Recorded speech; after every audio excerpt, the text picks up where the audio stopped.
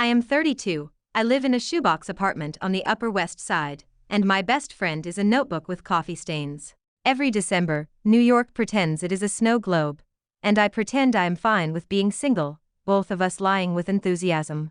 Tonight is the Manhattan Meridian Publishing holiday party, which is a sentence that already sounds like a mistake.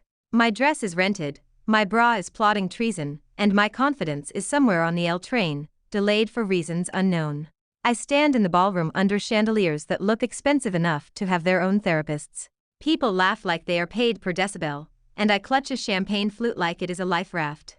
Diary, I should not be here, but I am here, and I am wearing heels that could qualify as a weapon.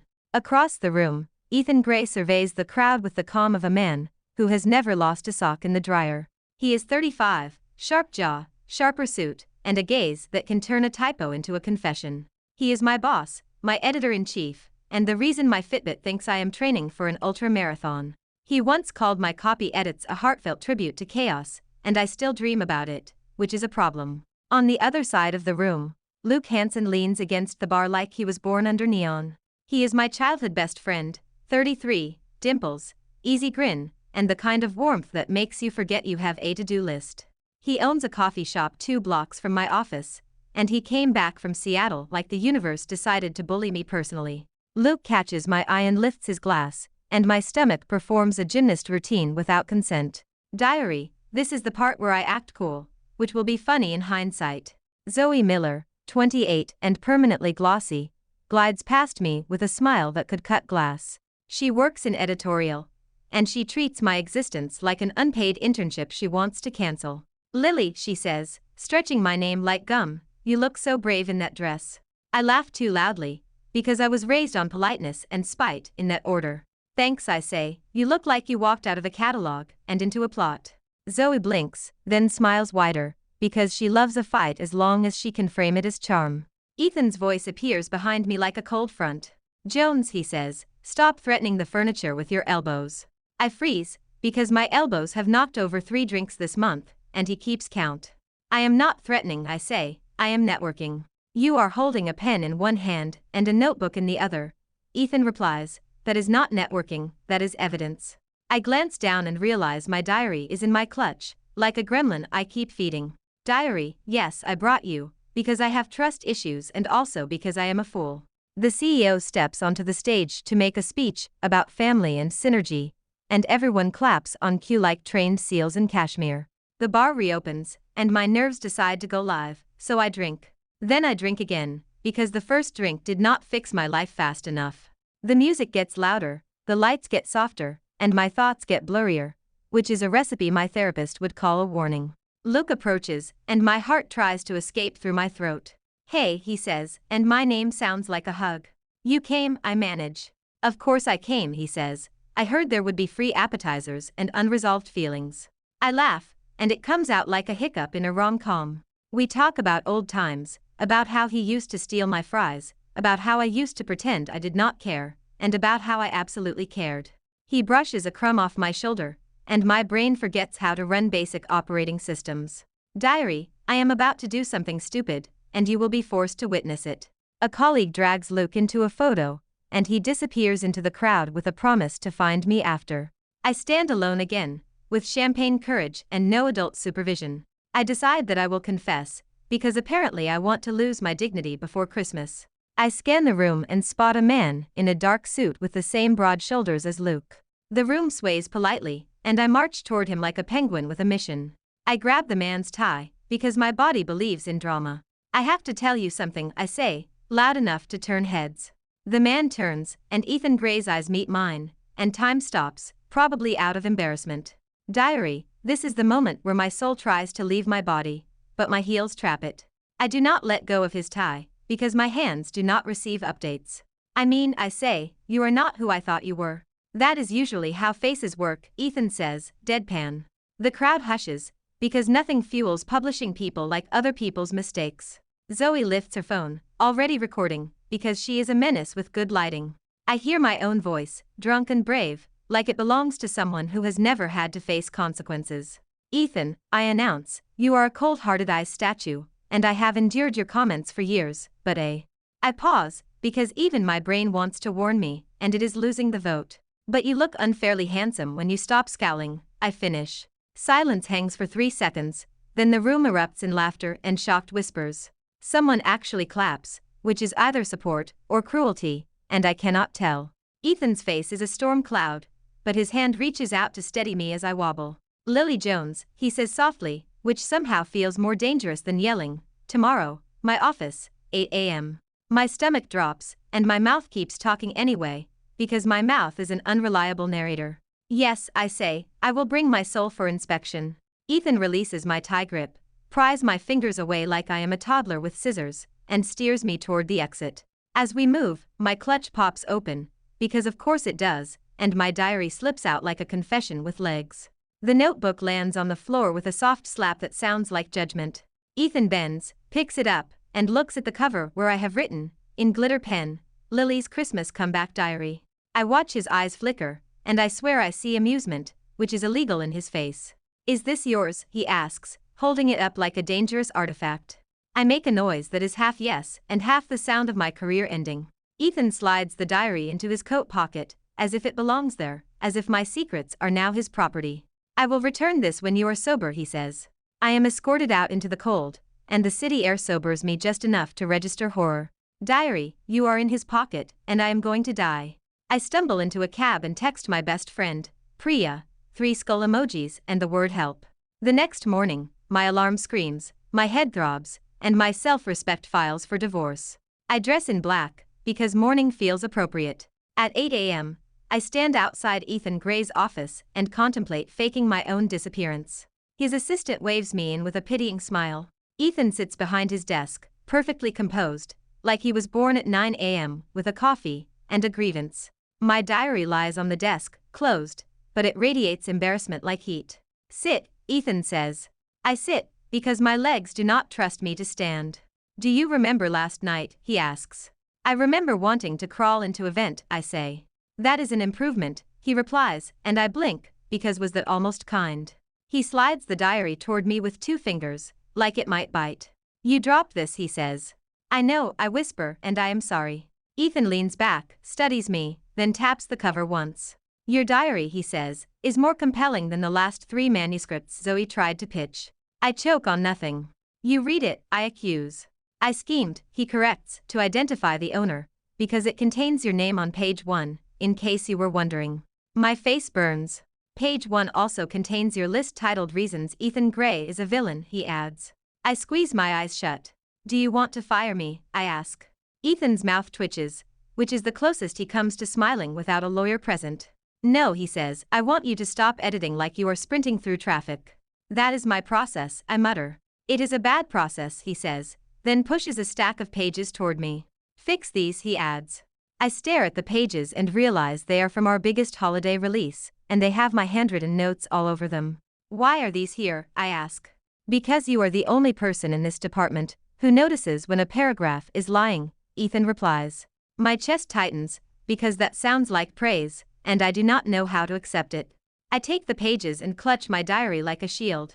As I stand, Ethan speaks again, quieter. And Jones, he says, next time you want to grab someone's tie, aim for someone who enjoys public humiliation. I nearly drop everything. I did not mean, I stammer. I know what you meant, he says, and his eyes hold mine for a second too long, then release me. I escape into the hallway, heart pounding, and run straight into Luke.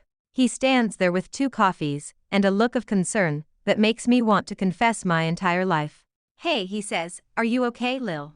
I am alive, I say, which feels suspicious. Luke hands me a latte like he is offering oxygen. I heard there was drama, he says.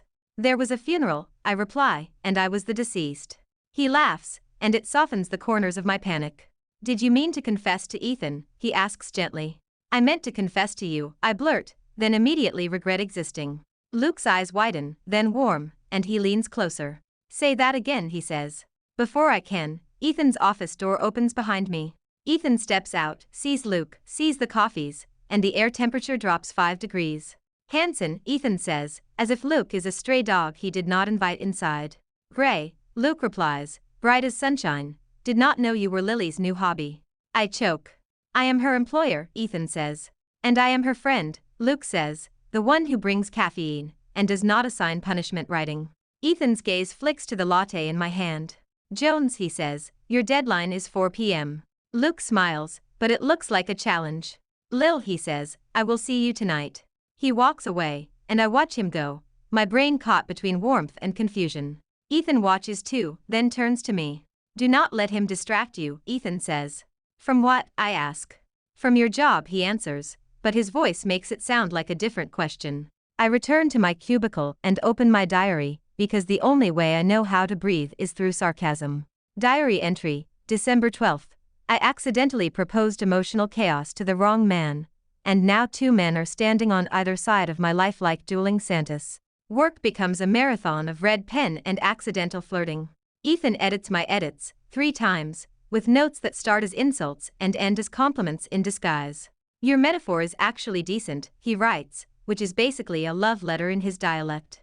When Zoe assigns me to compile 10 years of sales data in one day, I stare at the spreadsheet until my soul leaves my body. At noon, a neatly printed report appears on my desk, complete with charts and color coding. No one claims it, but Ethan's assistant walks past, and will not make eye contact.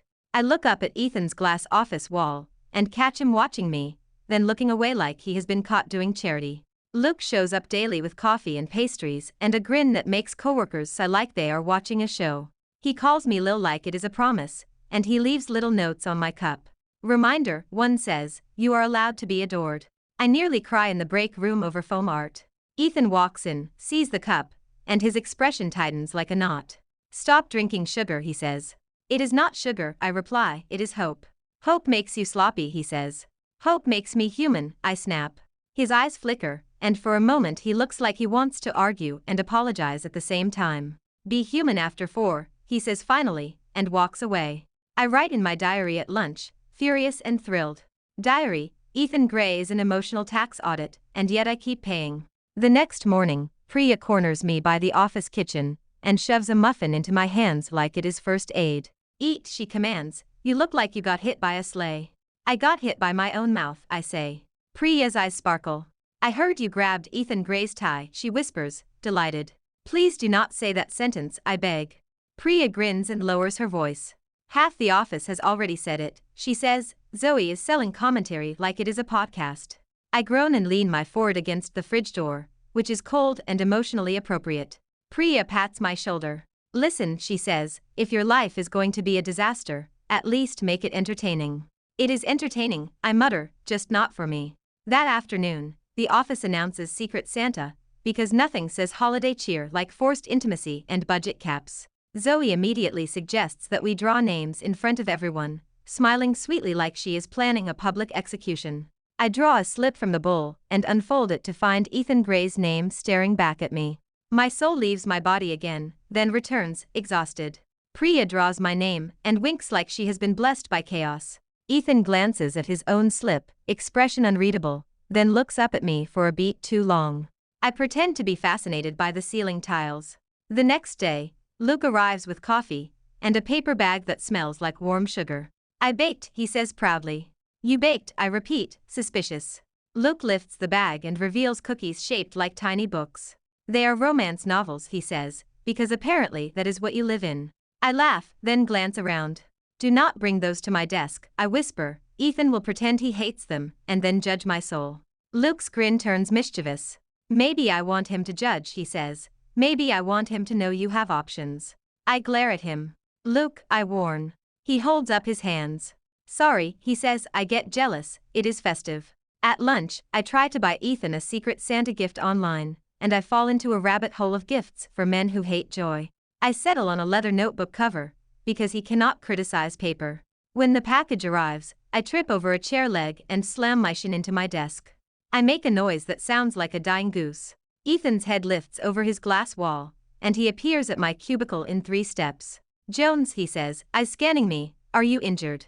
My dignity, I gasp, fatally. He looks down at my shin, then at my face. Sit, he says, voice softer, I sit. I am fine, I lie. You are not fine, he replies, then crouches, because of course he does, because of course my life is a screenplay. He pulls an ice pack from the break room freezer, and presses it gently against my leg. I stare at the top of his head, stunned.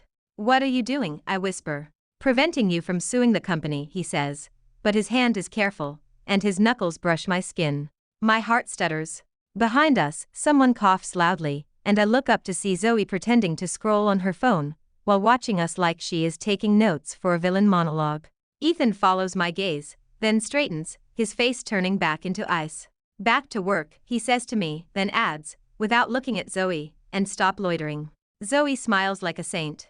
Just making sure Lily is okay, she says. Ethan's eyes narrow.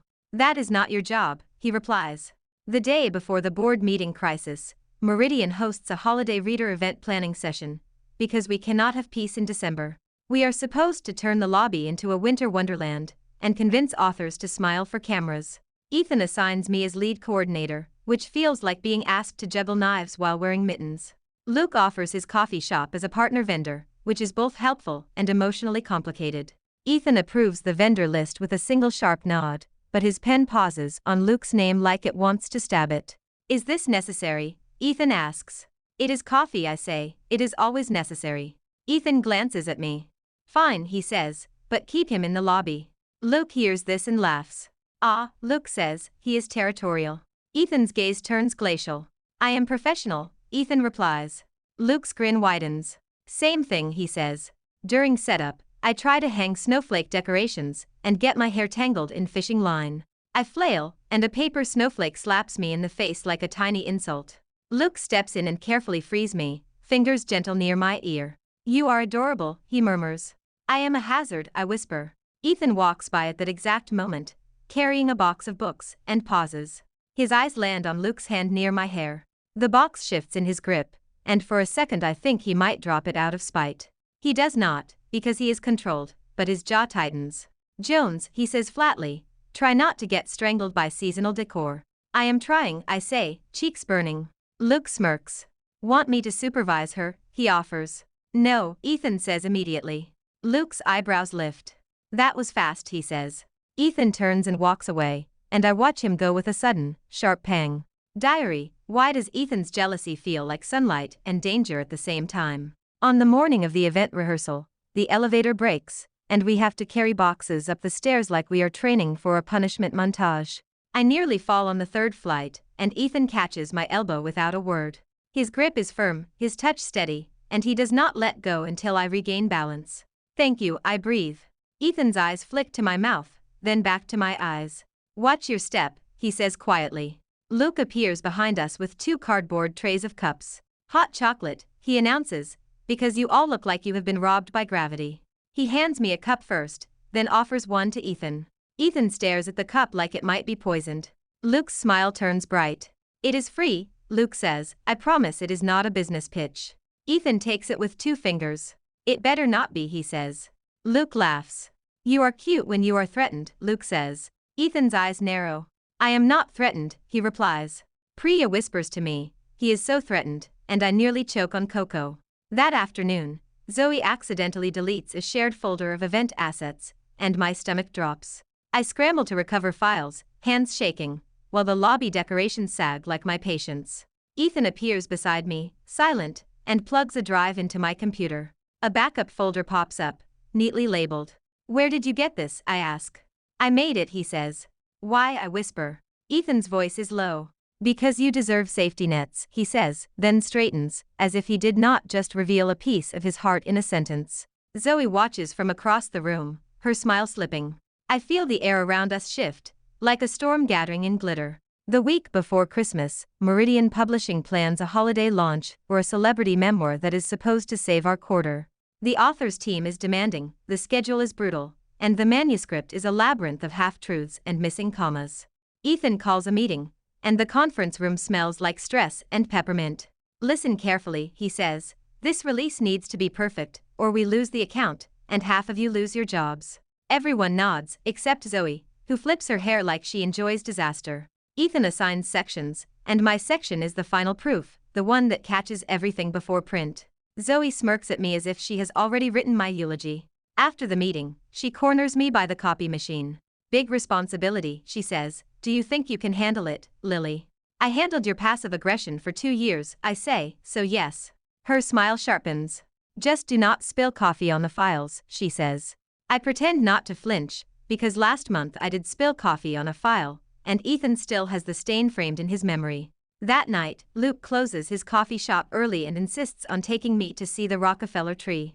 I say yes, because I am tired, and because he looks at me like I am worth the trouble. We stand in the crowd, lights shimmering, tourists shouting, and the cold making everything feel crisp and new. Luke wraps a scarf around my neck, careful, like he is tying a ribbon on something precious. You have been stressed, he says. I live in a state of stress, I reply. You live in a state of trying, he says, and it is adorable. I laugh, then sigh, because my life is complicated, and he is making it feel simple. Why did you come back, I ask, because that question has been tapping at my ribs for days. Luke's grin fades into something softer. Because I missed you, he says. That is not enough, I whisper, because I have been burned by almost enough before. It is enough for me, he says, then hesitates, and also because I have a business idea that needs a publisher's brain. My chest tightens. What kind of idea, I ask. A book-themed cafe, he says quickly, a partnership with Meridian, author events, limited editions, all of it. I stare at him, and the tree lights blur. So you came back for work, I say. I came back for you, he insists. The work is just something I can build around us. My throat closes, because that sounds true, and it also sounds like risk. Luke reaches for my hand. Lil, he says, I am not using you. I pull my hand back, not because I believe he is lying, but because I am scared my heart will believe him too much. I need time, I say. Luke's face falls, then he nods. Take it, he says softly. The next day at the office, I try to focus on proofing, but my mind keeps replaying Luke's words like a song stuck in my head. Ethan notices, of course, because he notices everything except his own feelings, apparently. You missed 2 errors in paragraph 4, he says. I did not, I argue, then check, and I did. Ethan leans closer over my shoulder, and the scent of his cologne makes my thoughts scatter. Do not let your personal life leak into your work, he murmurs. My personal life is attacking me, I whisper. Ethan's hand brushes mine as he points to a line, and the touch is brief, almost accidental, but it lights up my skin. He pulls back like he felt it too. I will have the final draft by tonight, I say, steadying my voice. You will, Ethan says, because I know you can. There it is again, that quiet faith, dangerous and addicting. 2 days later, disaster hits. The celebrity memoir ships to preprint, and overnight, readers on social media start posting photos of pages with blatant errors. A name is wrong, a date is impossible, and a paragraph repeats twice like a glitch in reality. The comments explode. Did they even edit this? People write. Meridian's reputation trembles on a digital cliff. Ethan calls an emergency board meeting. I walk into the conference room and feel like I am stepping into my own trial. Zoe sits across from me, perfectly calm, and that calm makes me nauseous. The CEO asks questions like knives, and the room answers with silence. Ethan turns to me. Lily handled the final proof, he says, flat. My stomach drops. Zoe's eyes sparkle with delight. The CEO looks at me. Did you miss these errors, he asks. I open my mouth, then close it, because I do not understand how I could have missed something that obvious. I do not know, I say, voice shaking. I reviewed every page. Zoe leans forward. She has been distracted, Zoe says smoothly. You know, personal drama, showing up drunk at parties, clinging to her boss's tie. The room murmurs. My cheeks burn. Ethan's jaw tightens. That is irrelevant, he says. It is relevant if she is sloppy, Zoe replies. I grip the table edge. I was not sloppy, I say. The CEO sighs, tired. We need a scapegoat, he says, and we need a solution. My chest aches, because I have been the scapegoat my whole life, for being too loud, too clumsy, too much. Ethan stands. We do not need a scapegoat, he says, voice sharp. We need the truth. He clicks a remote, and the screen lights up with footage from the production floor. It shows someone accessing the final proof files after hours. The timestamp is the night before print. The person is wearing a coat and gloves, but the security camera catches her face when she looks up. Zoe Miller's face. The room goes dead quiet. Zoe's smile freezes. This is edited, she sputters. Ethan switches slides. An email thread appears, showing Zoe forwarding confidential launch details to a competitor. The competitor's pitch deck appears next, suspiciously similar to ours. The CEO's face turns hard. Zoe, he says, explain. Zoe's eyes dart around, hunting for an exit. I was helping, she says, desperate. I was protecting the company from Lily's mistakes. That is enough, Ethan snaps. Security escorts Zoe out, and she screams about injustice and sabotage, which is rich, considering she sabotaged us. I sit stunned, relief and humiliation mixing in my stomach. The CEO looks at me, then at Ethan. Fix the print files, he orders. Ethan nods. The meeting ends, and people scatter like pigeons. I remain seated, shaking. Ethan approaches and places a hand on the back of my chair, steady, grounding. You are cleared, he says.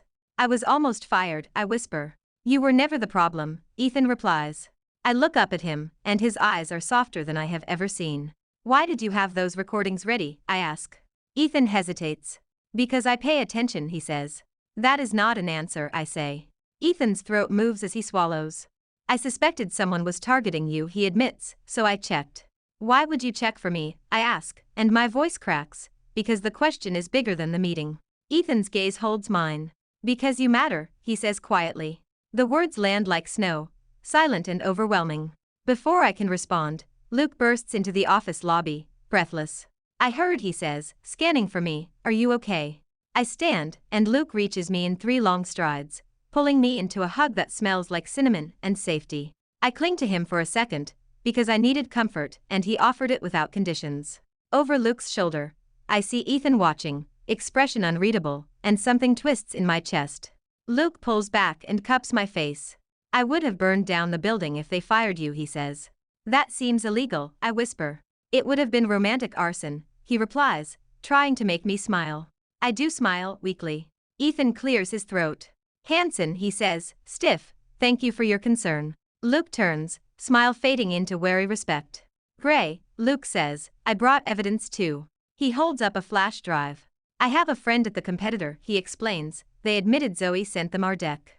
The weight of what he did sinks in. He moved fast for me, even while we were tense.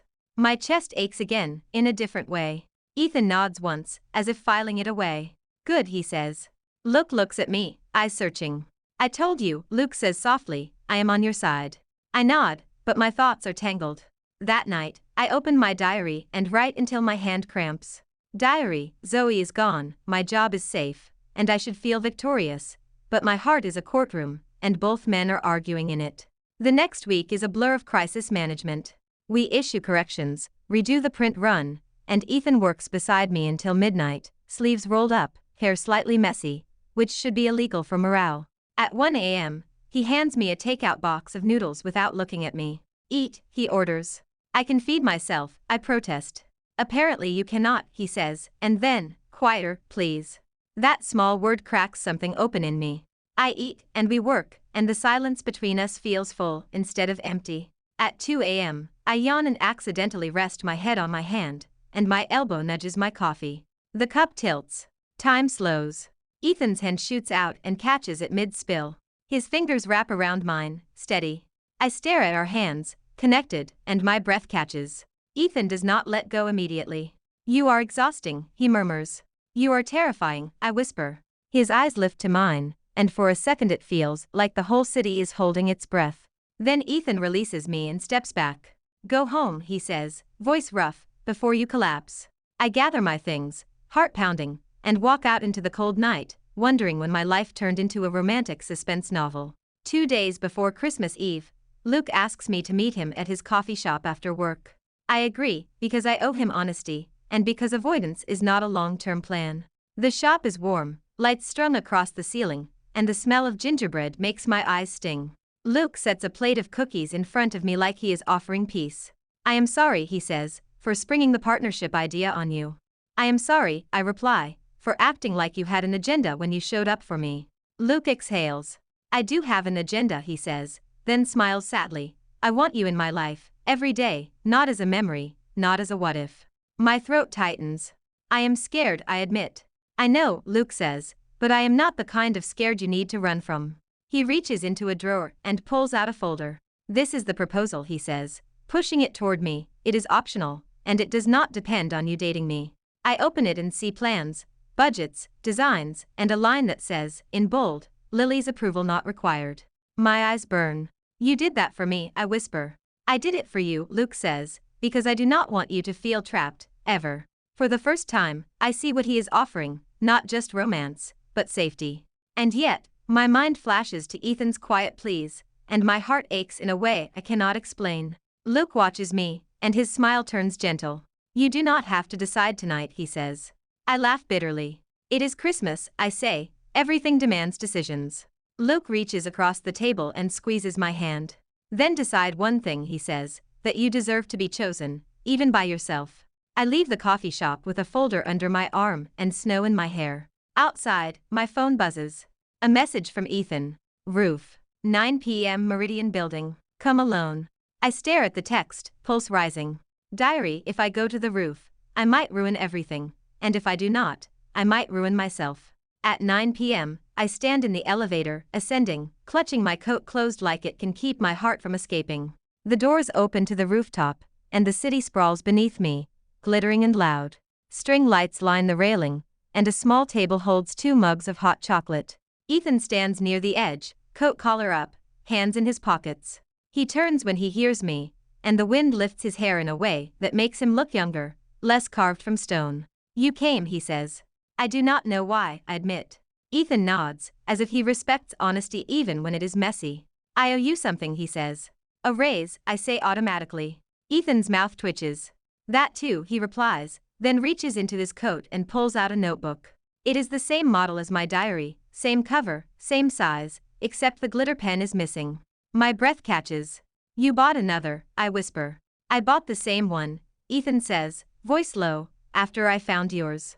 I stare at him. You kept mine, I accuse. I returned it, he says, eventually. You read it, I say. I read it, he admits.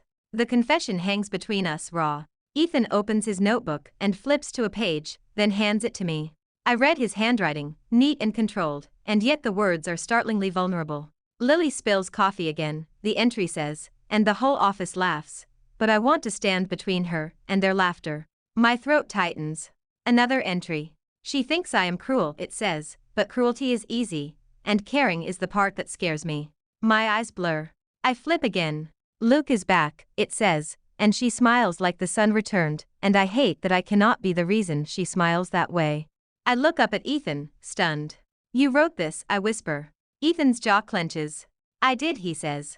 Why, I ask, voice shaking. Ethan steps closer, and the wind carries his breath, warm against the cold. Because I have been in love with you since your first day, he says, when you walked into my office and apologized for spilling coffee on my suit before you even spilled it. I laugh through a sob. I did spill it, I say. You did, Ethan replies, and then you tried to dab it with a napkin and your sleeve and a piece of printer paper, and you looked at me like you expected me to hate you. He swallows, eyes fixed on mine. I did not hate you, he says. I was terrified that I might need you. My heart pounds. Ethan reaches out, hesitates, then brushes a snowflake from my hair with 2 fingers. I made jokes, he says, because jokes were safer than telling you the truth. And the truth is, I whisper. Ethan's voice drops. The truth is that your diary became my favorite part of the day, he says, because it was you, unfiltered, brave, ridiculous, and alive. Heat spreads in my chest, sharp and sweet. I have someone, I say, and the words hurt, because they are not fully true, and not fully false. Ethan nods once. I know, he says. And he is good to me, I add, thinking of Luke's folder and his steady hand. Ethan's gaze darkens, but he does not interrupt. I would never ask you to choose me out of guilt, Ethan says, so I will not. He takes a step back and hands me the notebook. But I will ask you to choose what you actually want, he continues, voice rough, even if that is not me. My eyes sting. Why are you doing this, I ask. Ethan's shoulders lift in a small, helpless shrug. Because I am tired of being a coward, he says. Silence stretches, filled with city noise and the soft flutter of lights. I clutch his notebook and feel the weight of his words. Downstairs, a car horn blares and somewhere, someone laughs and life continues, indifferent to my heartbreak. I need to talk to Luke, I say, because that is the only decent thing left to do. Ethan's face tightens, but he nods. Do what you need, he says. I hesitate, then step closer. Ethan, I whisper, you are not a villain. His eyes soften. I am still an employer, he says weakly. I can separate life from work, I say, then laugh at myself. I cannot separate my heart from you. Ethan's breath catches.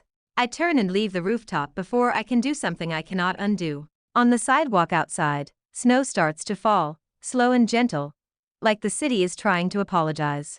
I walk to Luke's shop, because it is open late on Christmas Eve, because Luke never sleeps when feelings are at stake. He stands behind the counter, and when he sees me, his face shifts with worry. Lil, he says, what happened? I hold up Ethan's notebook, then lower it, because it is not about the notebook, it is about the truth inside it. I need to be honest, I say. Luke's shoulders tense. I came back for you, Luke says quickly, before you say anything. I did. I know, I whisper. I did not mean to make you feel used, he adds. I know, I say again, and my voice breaks, and that is why this hurts. Luke steps around the counter and takes my hands. Tell me, he says, eyes steady. I inhale. I care about you, I say, and I think part of me will always care about you, because you are home. Luke's jaw tightens, but he does not let go. But, I continue, when I think about the person who sees me even when I mess up, the person who challenges me, who makes me want to be sharper, braver, more myself, I think of Ethan. Luke closes his eyes. For a second, he looks like he might shatter, then he opens them, and his face is calm, like he is choosing dignity.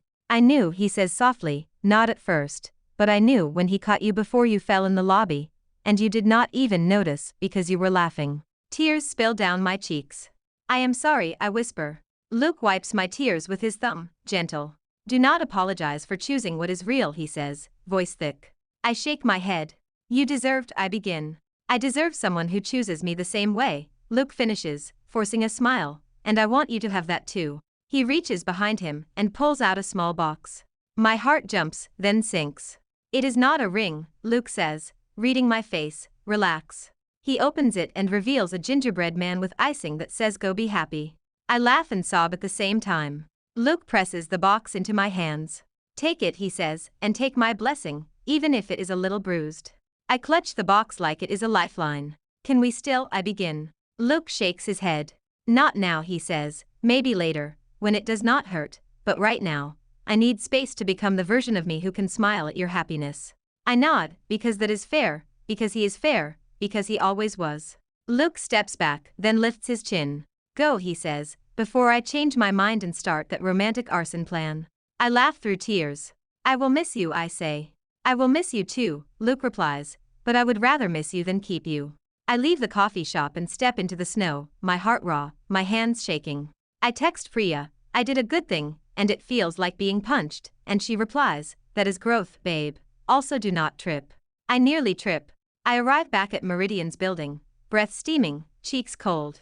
The lobby is empty, but the elevator still works, because capitalism never sleeps. I ride up to the top floor and step out into the quiet hallway. Ethan's office door is ajar. He stands inside, jacket off, tie loosened, staring out the window like he is negotiating with regret. When he hears me, he turns, and his eyes widen, then narrow, like he is afraid to hope. You came back, he says. I hold up the gingerbread box, because I need something to anchor me. I talked to Luke, I say. Ethan's face tightens. And, he asks, voice barely there. And he let me go, I whisper. Ethan closes his eyes for a second, and when he opens them, his gaze is glassy. I did not want to ruin your life, he says. You did not, I say, stepping closer, you woke it up. Ethan swallows. I am not good at, he starts. At feelings, I finish. He gives a small, pained laugh. Yes, he says. I walk toward him until we are close enough that I can feel the warmth of him in the cold office air. I am not good at grace, I admit. I spill coffee on everything I love. Ethan lifts his hand, hesitates, then cups my cheek, careful, as if I might break. Then I will keep napkins, he says. A laugh bursts out of me, wet and relieved. I brought your notebook, I say, holding it out. Ethan does not take it. That is yours now, he says. It is your heart, I whisper. It is the part of me that finally stopped hiding, he replies. My eyes burn. Then take mine, I say, pulling my own diary from my bag. Ethan's gaze drops to the glitter cover, then back to my face. Are you sure, he asks. I am sure, I say. Ethan takes the diary like it is sacred. For a second, we just stand there, two people who have been circling each other for years, finally close enough to touch. Outside, snow falls thicker, and the city glows with holiday lights. Ethan leans in, slow, giving me time to stop him. I do not stop him. His lips meet mine, soft at first, then steadier, like he is learning a language he always wanted to speak. My hands grip his shirt, and I feel the tremor in his breath, the proof that the ice statue is real and human. When we pull back, Ethan rests his forehead against mine. Merry Christmas, Lily, he whispers. "Merry Christmas, Ethan," I whisper back, and the words feel like a beginning. The next morning, Christmas Day, Priya arrives at my apartment with a bag of bagels and the energy of a news anchor. "Tell me everything," she demands. I tell her, and she screams, and my neighbor bangs on the wall, which feels like approval. At noon, Ethan texts me, "Do not forget you promised perfection by January," and I smile like an idiot. I open my diary and write one final entry for the season. Diary: New York's snow tastes like possibility, Luke's kindness tastes like bittersweet gingerbread, and Ethan's love tastes like hot chocolate, dark and warm, with a sting that keeps me awake. On December 31st, Meridian's corrected memoir hits shelves, and the reviews are glowing. The CEO gives Ethan a bonus, and Ethan gives me a raise, and then he pretends it is not related to kissing me in his office after hours. Zoe's name becomes a cautionary tale in our department, whispered over lunch like a ghost story. Luke's book cafe proposal becomes his own project, and he launches it anyway, with a different publisher, and I send a bouquet with a note that says, "You will always be home in my heart." He texts back, "I will be home in your success, not your guilt," and I cry in the subway, because I am me. In February, Ethan and I attend another company event, and he does not scowl at the crowd, not as much. When someone offers me champagne, I switch to sparkling water, and Ethan raises an eyebrow like he is proud and suspicious. "You are learning," he murmurs. "I am evolving," I reply. He leans close enough that only I can hear him. "If you ever grab my tie again," he says, "do it in private." My cheeks flame. "Boss," I warn. "Lily," he says, voice warm, "call me Ethan, or I will assign you punishment writing." I laugh, and the sound is bright, not nervous, not forced. That night, back at my apartment, I open my glitter diary and read the first page, where I once wrote a list of reasons my boss was a villain. I flip to the last page and write a new line. "Ethan Gray is not a villain, he is my favorite plot twist." I close the diary and set it on my nightstand like a promise I intend to keep.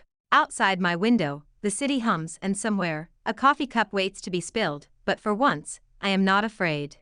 Thanks for watching. Follow for more romance stories.